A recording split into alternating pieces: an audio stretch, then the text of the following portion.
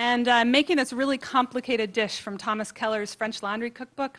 And it calls for a duck demi-glace. And I don't have demi-glace at home. It takes, many days to make and like 20 pounds of veal bones and some duck bones. And I don't need that much demi-glace. But I've got this solved. It's not a problem because I know that Zingerman's carries this great demi-glace product from D'Artagnan.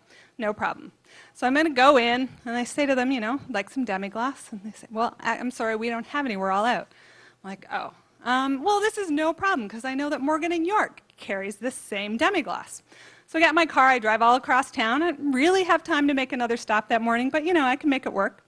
So I drive across town, I go to Morgan & York. I'm like, yeah, I need some demi-glace. And they're like, sorry, we don't have any of that.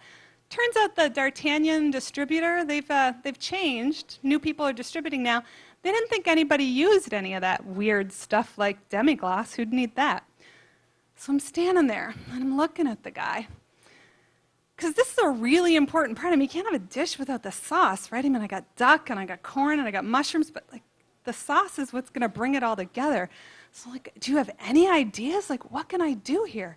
He says, well, we have some really rich chicken stock in the freezer over there. We've made it ourselves. It's really gelatinous. It has a lot of body, a lot of flavor. You could start with that. I'm like, all right. So I get the chicken stock. And I'm looking at it, I'm like, well, how can I give it some flavor? How can I make it ducky? It's like, well, we don't have anything that can help you make it ducky, but I have some jamon serrano ends, and that's got a lot of flavor. You could put that in. And I'm like, but I need this rich brown sauce. I'm standing there, and I'm looking at him, and all of a sudden it occurs to me, and I say a phrase which I'm pretty sure has never been uttered before or since. And I say to him, thank God I have duck hearts in my freezer. So you're all probably wondering why I have duck hearts in my freezer. So I'd been at the Grange at their 52-mile dinner. They have another one of these coming up pretty soon. So I'd been there, and I was seated. This was the very first one, right after Grange opened. And I was seated next to one of the farmers who was providing food for the Grange. And she and I got to talking, and they do the chickens and the ducks that Grange uses.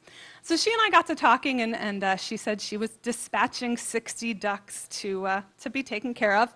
And I said, oh, really? Well, what are you going to do with the hearts? And she looks at me, and she's like, the hearts? What do you mean? It's like, well, duck hearts are delicious. I was just in London, and I had this duck heart dish. It was amazing. I'd love to get my hands on some duck hearts for some dinner parties. She's like, well, I'll check with my chef friends and all the chefs who buy from me, and nobody wanted the hearts. So she calls me up. She's like, yep, I can give you these hearts, but you got to take all 60. Oh, okay, I can work with this. But I didn't get out there that weekend, so by the time I got to pick up the duck hearts, I have one big frozen mass of 60 duck hearts. So through some creative defrosting, I managed over time to, strip off duck hearts from the outside and use them for various things. And then this last lingering little lump of duck hearts is in my freezer until the moment when exactly what I need is duck hearts in my freezer. So I take the chicken stock, I buy the chicken stock, I hop in my car, I'm driving home, and I call my chef friend Rochelle in DC.